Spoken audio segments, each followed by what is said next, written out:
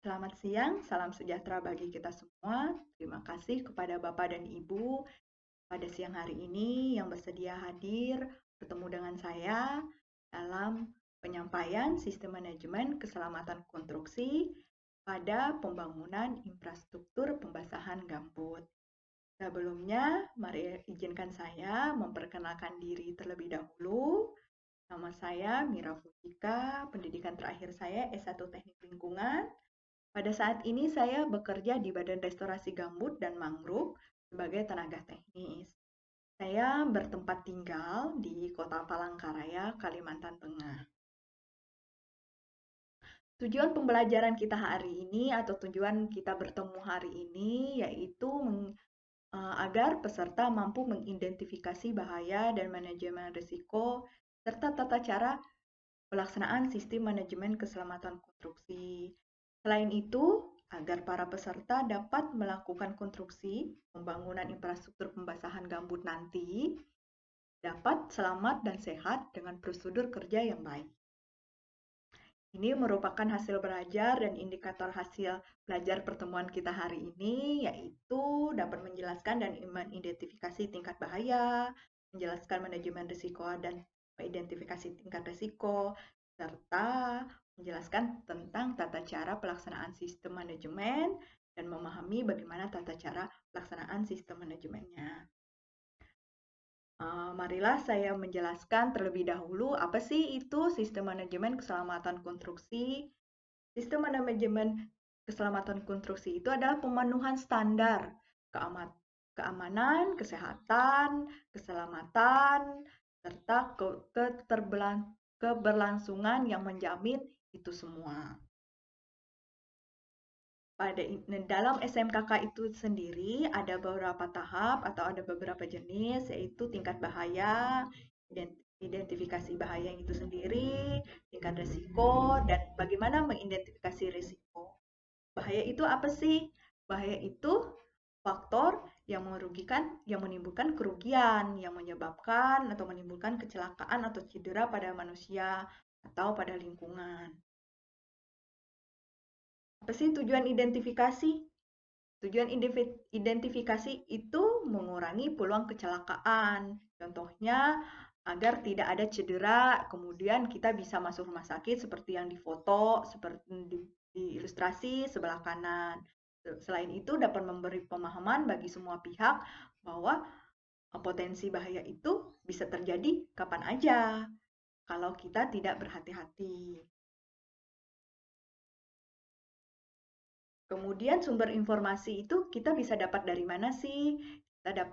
Kita bisa dapat dari kasus kecelakaan kerja atau data analisis atau dari infeksi atau dari kita datang ke tempat Bapak Ibu untuk monitoring atau evaluasi. Kemudian tingkat risiko. Tingkat risiko itu bagaimana sih? Kalau bapak-bapak atau ibu-ibu bekerja atau melakukan kegiatan itu pada titik aman atau pada titik yang baik-baik saja, maka itu akan baik, tidak akan timbulnya risiko. Tapi bila bapak bekerja atau melakukan kegiatan pada titik risiko yang kira-kira itu membahayakan, itu menjadi tingkat risiko yang sangat buruk. Nah, kenapa kita harus mengidentifikasi resiko? Apa sih identifikasi resiko itu? Identifikasi resiko itu yaitu suatu kegiatan yang mengumpulkan informasi yang berkaitan dengan pekerjaan itu sendiri yang kira-kira dimungkinkan dapat menjelma menjadi bentuk kerugian. Ini merupakan penilaian nilai risiko. Di sini bisa terbagi dari berbagai macam-macam. Contohnya saja seperti yang ada gambar ilustrasi di samping kanan itu tangannya ketusuk menjadi luka. Nah, bila nanti tergantung keparahan yang diderita oleh Bapak dan Ibu. Bila keparahannya sedang atau ringan, sedang atau ringan, dan frekuensinya bagaimana? Ternyata ibu saat pekerjaan itu sering atau bapak sering luka, maka risikonya itu sedang atau tinggi seperti itu. Nah, contohnya seperti ini, ibu-ibu, bapak-bapak. Contohnya ini pembangunan sekat kanal atau perbaikan sekat kanal. Contohnya ini menggunakan bor listrik. Ada listriknya, tapi bapaknya ada di dalam air, sedangkan air itu adalah konduktor listrik yang baik. Nah, ini sangat-sangat berbahaya, ini sangat-sangat berisiko. Nah, kemudian ini di sini ada tanda panah, ada tali yang melintang. Nah, ini juga berbahaya atau menimbulkan resiko karena bisa orang-orang yang lewat bisa terjatuh.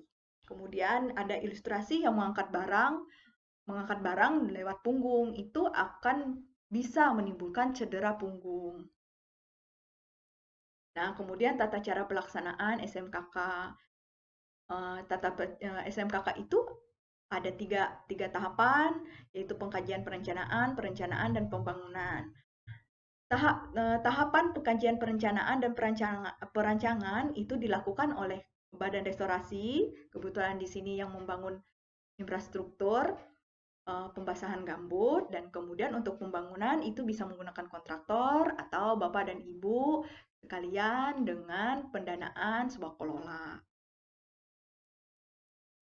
Nah, intinya sih Ibu, gimana sih bahaya, apa sih resiko, dan bagaimana sih tata pelaksanaan SMKK, kenapa sih kita harus belajar ini semua? Itu intinya agar Bapak dan Ibu itu setelah pekerjaan konstruksi ini, Bapak pulang dengan selamat dan sehat, tidak menyebabkan cedera dan sakit, tidak tidak tidak terpapar oleh seseorang atau alat pada suatu bahaya seperti itu. Jadi saya harap Bapak-bapak dengan pemaparan ini, Bapak-bapak dapat mengetahui bahaya di lapangan itu seperti apa, bahaya dalam konstruksi pembangunan infrastruktur itu bagaimana dan risikonya seperti apa. Saya berharap Bapak dan Ibu setelah pekerjaan pembangunan infrastruktur tersebut dapat sehat-sehat saja, pulang dengan baik-baik. Begitu, Pak. Demikian yang dapat saya sampaikan kepada Bapak dan Ibu. Saya ucapkan terima kasih.